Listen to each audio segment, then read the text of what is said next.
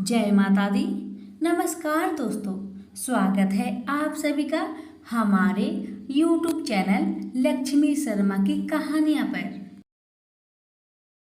मेरे दर्शकों, आज मैं आप सभी को माँ भगवती भ्रामरी देवी की कथा सुनाने जा रही हूँ। माता की कृपा पाने के लिए कथा को पूरा जरूर सुने।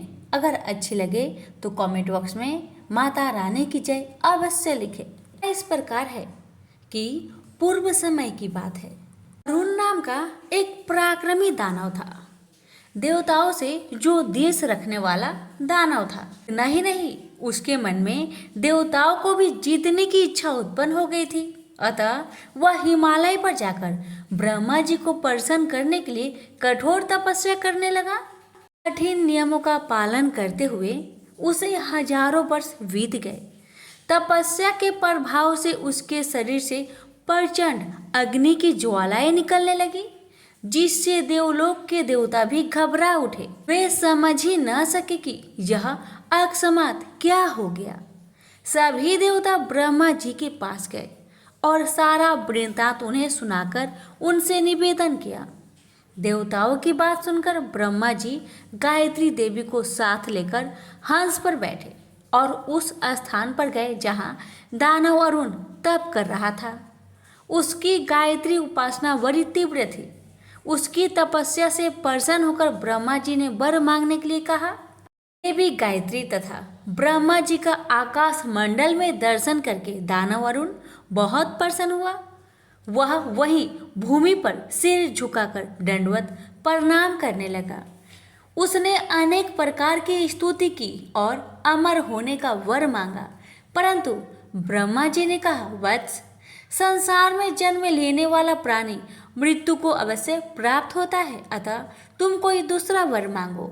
अरुण बोला, प्रभु, यदि ऐसी बात है तो मुझे यह वर देने की कृपा करे कि मैं न युद्ध में मरूं, न किसी अस्त्र शस्त्र से मरूं, न किसी भी स्त्री या पुरुष से ही मेरी मृत्यु हो, और 2 पैर तथा 4 पैर वाला कोई भी प्राणी मुझे न मार सके। साथ ही मुझे ऐसा बल दीजिए कि मैं देवताओं पर विजय प्राप्त कर सकूं। भगवान ने तथास्तु कहकर वहां से अंतर्ध्यान हो गए। और इधर अरुण दानव विलक्षण वर प्राप्त उत्पन्न हो गया। ने पाताल लोक से सभी दानों को बुलाकर विशाल सेना तैयार कर ली और स्वर्ग लोक पर चढ़ाई कर दी। वर के प्रभाव से देवता पराजित हो गए। देवलोक पर दानव अरुण का अधिकार हो गया। वह अपनी माया से अनेक रूप बदल लेता था। उसने तपस्या के प्रभाव से इंद्र, सूर्य, चंद्रमा, यम, अग्नि आदि देवताओं का पृथक पृथक रूप बनाकर सब पर शासन करने लगा। देवता भागकर अशरण शरण आशुतोष भगवान शंकर की शरण में गए और अपना कष्ट उन्हें निवेदित किया। उस समय भगवान शंकर बड़े विचार में पड़ गए। वे सोचने लगे कि ब्रह्मा जी द्वारा विचित्र वरदान से यह दानव अजय सा हो गया है। यह ना तो युद्ध में मर सकता है, न किसी अस्त्र शस्त्र से, न तो इसे कोई 2 पैर वाला मार सकता है, न कोई 4 पैर वाला मार सकता है। यह न स्त्री से मर सकता है और न किसी पुरुष से। वे बड़ी चिंता में पड़ गए और उसके वध का उपाय सोचने लगे। उसी समय आकाशवाणी हुई, देवताओं, तुम लोग भगवती दुर्गा की उपासना करो, वही तुम लोगों का कार्य करने में समर्थ है। यदि दानवराज अरुण नित्य की गायत्री उपासना तथा गायत्री जप से विरक्त हो जाए तो शीघ्र ही उसकी मृत्यु हो जाएगी। आकाशवाणी सुनकर सभी देवता अवशस्त हो गए। उन्होंने देवगुरु बृहस्पति जी को अरुण के पास भेजा ताकि वे उसकी बुद्धि को मोहित कर सके। बृहस्पति जी के जाने के बाद देवता भगवती दुर्गा की आराधना करने लगे। इधर भगवती दुर्गा की प्रेरणा तथा बृहस्पति जी के उद्योग से अरुण ने गायत्री जप करना छोड़ दिया। गायत्री जप का परित्याग करते ही उसका शरीर निस्तेज हो गया। अपना कार्य सफल हुआ जान बृहस्पति जी अमरावती लौट आए और इंद्र आदि देवताओं को सारा समाचार बताया। पुनः सभी देवता देवी की स्तुति करने लगे। उनकी आराधना से आदि शक्ति भगवती दुर्गा प्रसन्न हो गई और विलक्षण लीला विग्रह धारण कर देवताओं के समक्ष प्रकट हो गई। उनके श्री विग्रह से करोड़ों सूर्य के समान प्रकाश फैल रहा था। असंख्य कामदेवों से भी सुंदर उनका सौंदर्य था। उन्होंने रमणीय वस्त्राभूषण को धारण कर रखा था और वे नाना प्रकार के भंवरों से युक्त पुष्पों की माला से शोभ्यमान थी। वे चारों ओर से असंख्य भ्रमरों से घिरी हुई थे। भ्रमर ही शब्द को गुनगुना रहे थे। उनकी मुट्ठी भंवरों से भरी हुई थी। उन देवी का दर्शन देखकर देवता पुनः स्तुति करते हुए कहने लगे, सृष्टि सृजन और संहार करने वाली भगवती महाविद्ये, आपको नमस्कार है। भगवती दुर्गे, आप ज्योति स्वरूपणी एवं भक्ति से प्राय है। हे दया स्वरूपणी देवी, आपने शुभ निशुभ का दलन किया है। रक्त बीज और वृत्रासुर और धूम्रलोचन आदि राक्षसों को मारकर संसार को विनाश से बचाया है। भंवरों से विशिष्ट होने के कारण आपने भ्रामरी नाम से यह लीला विग्रह धारण किया है। हे भ्रामरी देवी, आपके इस लीला रूप को हम नित्य प्रणाम करते हैं। देवताओं की प्रार्थना सुनकर भ्रामरी देवी बोली, देवताओं, आप सभी निर्भय हो जाए। ब्रह्मा जी के वरदान की रक्षा करने के लिए मैंने यह भ्रामरी रूप धारण किया है। अरुण दानव ने वर मांगा है कि मैं ना तो 2 पैर बाला से मरूं और न 4 पैर बालों से मरूं। मेरा यह भ्रमर रूप 6 पैर वाला है, इसलिए भ्रमर षष्ठपद कहलाता है। उसने वर मांगा है कि मैं न युद्ध में मरूं और न किसी अस्त्र शस्त्र से, इसलिए मेरा यह भ्रमर रूप उससे न तो युद्ध करेगा और न अस्त्र शस्त्र का प्रयोग करेगा। साथ ही उसने मनुष्य देवता आदि किसी से भी न मरने का वर मांगा है। मेरा यह भ्रमर रूप न तो मनुष्य है और न देवता ही है। अब आप मेरी लीला देखिए। ऐसा कहकर भ्रामरी देवी ने अपने हस्तगत भ्रमरों को तथा अपने चारों ओर स्थित भ्रमरों को प्रेरित किया। असंख्य भ्रमर ही करते हुए उस दिशा में चल पड़े जहाँ अरुण दानव स्थित था। उन भ्रमरों से त्रिलोक्य व्याप्त हो गया। आकाश, पर्वत श्रृंग, वृक्ष, वन, जहाँ तहाँ भ्रमर ही भ्रमर दृष्टिगोचर होने लगे। भ्रमरों के कारण सूर्य छिप गया।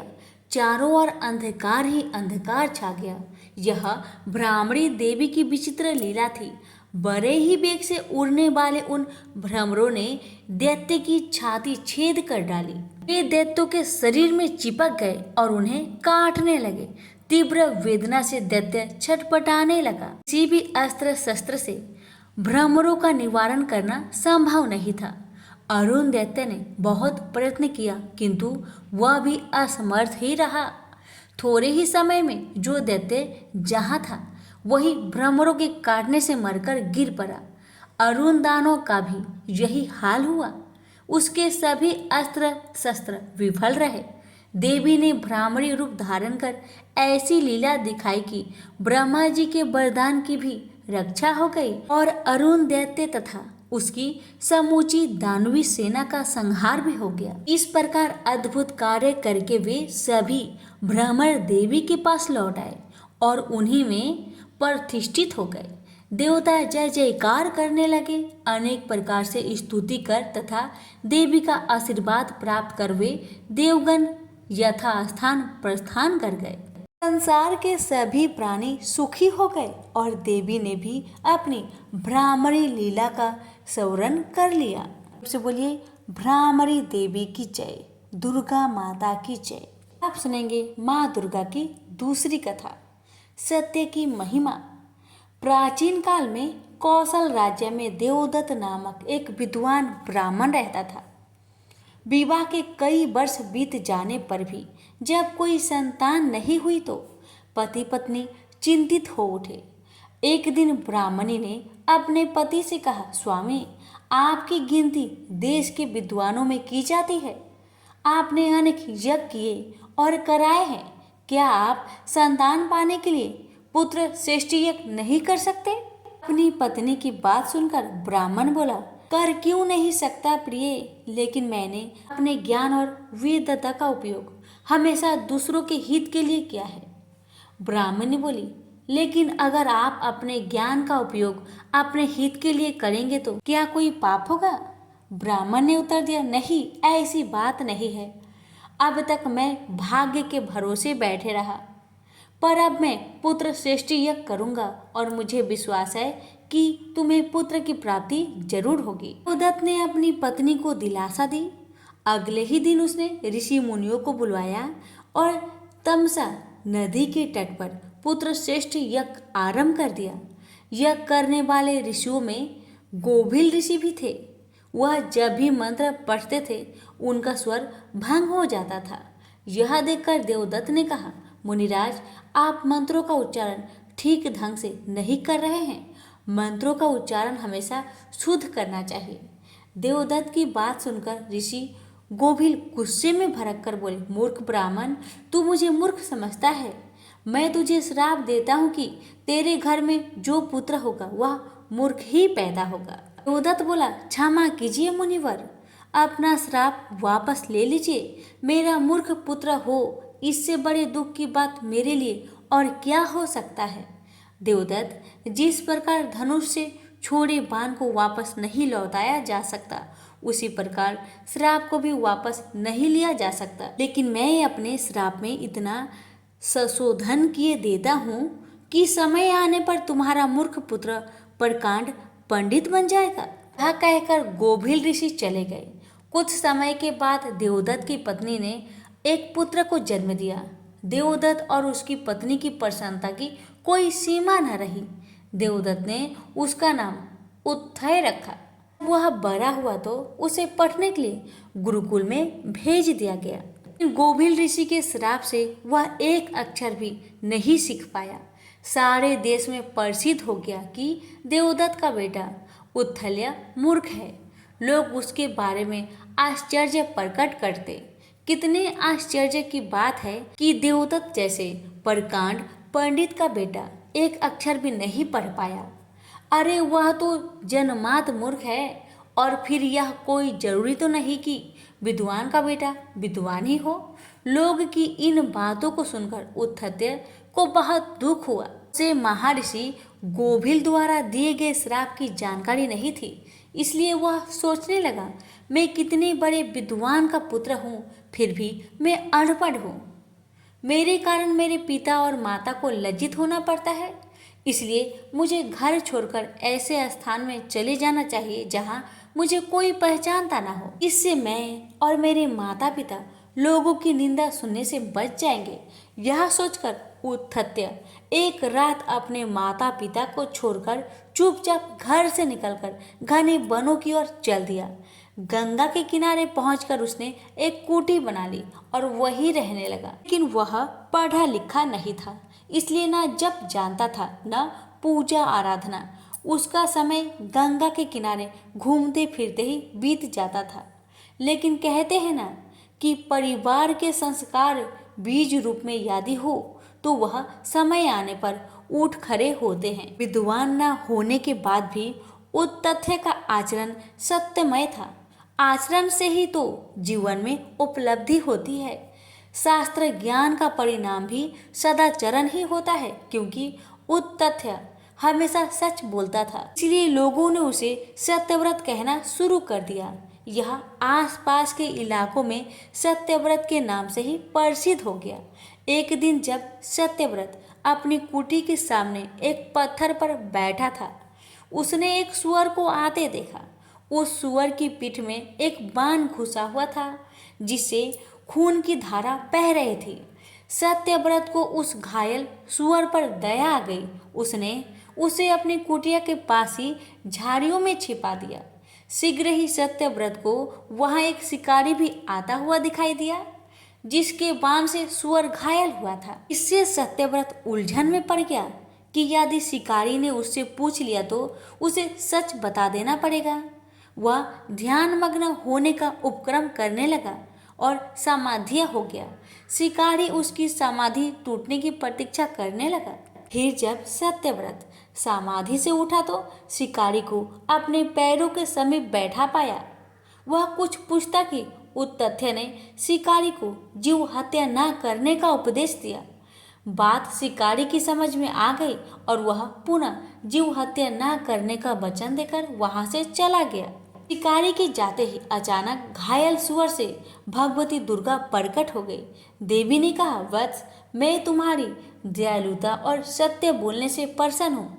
मैं तुम्हारी परीक्षा ले रही थी। मेरा आशीर्वाद है कि आज से तुम एक प्रकांड पंडित बनोगे। सब तुम्हारी विद्वता का सम्मान करेंगे। यह वरदान देकर भगवती दुर्गा अंतर्ध्यान हो गई। भविष्य में सत्यव्रत एक प्रकांड पंडित हुआ। देवी के आशीर्वाद से ऋषि गोभिल का श्राप भी स्वतः दूर हो गया। उनका यशोगान एवं उनकी विद्या की प्रभा चारों ओर फैल गई। वाल्मीकि जी की तरह ही उत्तथ्य मुनि का एक महान कवि बन गए। यह सब सत्य की महिमा और भगवती जगदम्बा का कृपा का फल था। प्रेम से बोलिए जगदम्बा माता की जय।